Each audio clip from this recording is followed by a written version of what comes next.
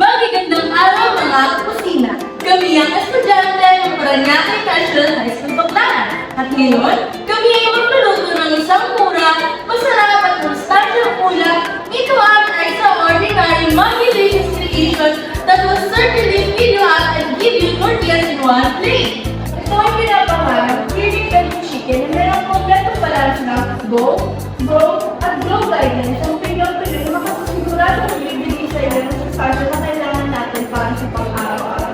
Pero para mas masarap pa natin ang ating dish, we will diverse it to Maggi Burst to further enhance the flavor. And so, to create a delicious dish with Maggi Magic Sarap. So get your pans ready and your smiles ready because this kitchen is about to get Maggi in it with flavor.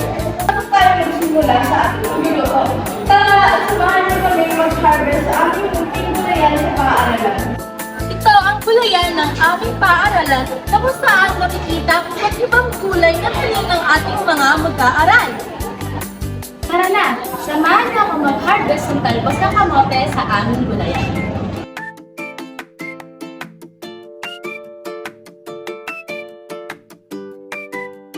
At ngayon, ay gagawa tayo ng creamy veggie chicken na siguradong maging sa sarap at nutrition. Ngunit bago tayo magluto ng ating ulam, tayo ay maghuhugas muna ng ating mga kamay.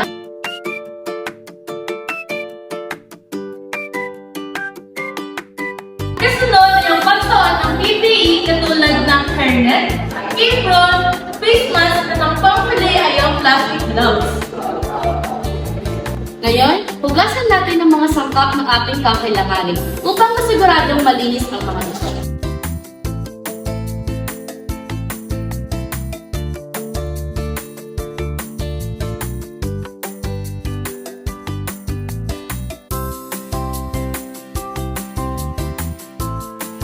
Simulan na natin ihanda ang mga sangkap na ating kakailanganin para sa ulam na lulutuin.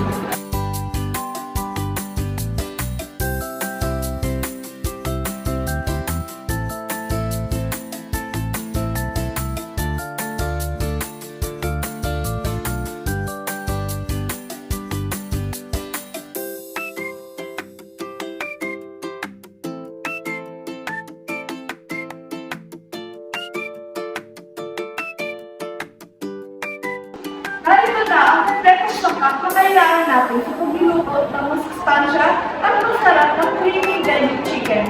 Una, manok, sitaw, talbos ng kamote, kangkong, patatas, mantika, bawang, sibuyas, asin, paminta, Nestle cream, at ang Maggi Magic Sarap.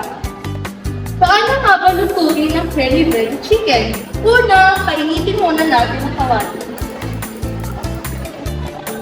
Init na ang kawali, ilagay na natin ng mantika. Kapag mainit na ang mantika, ilagay na natin ang bawang,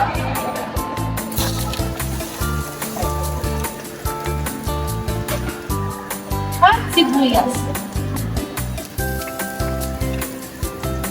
Haluin ito.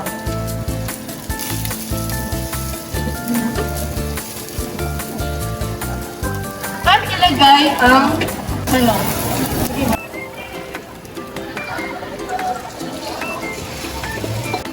Haluin ito hanggang sa maging golden brown ang kulay nito.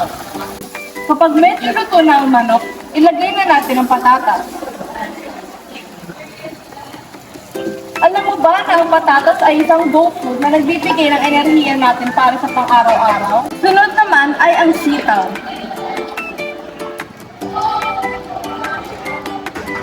Ang sitaw ay isang gulay na mayaman sa bitamina at fiber na nagpapalusog sa balat at katawan. Sunod ay lalagyan natin to ng kaunting tubig at hahayaan kumulo.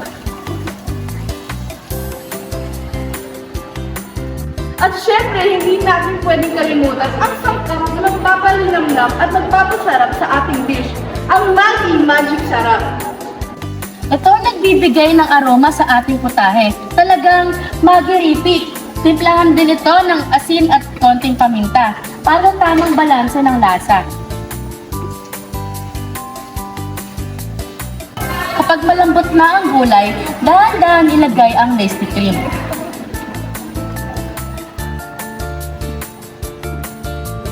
Hayaan mo na itong lumapot para maging sobrang creamy at maging malasa ang ating ulam. Panghuli, ilagay ang talbos ng kamote at kangkong.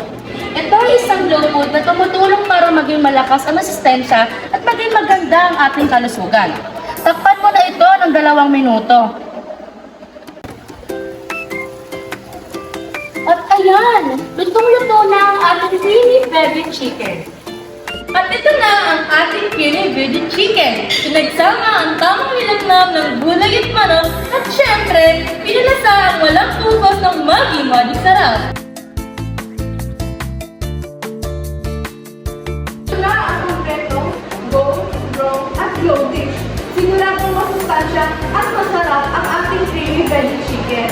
Kasama na rin dito ang ating panghimaga sa amin at ang isasabi, pati na rin ang ating inumin na tang orange juice. Ngayon, tikman na natin ang creamy veggie chicken.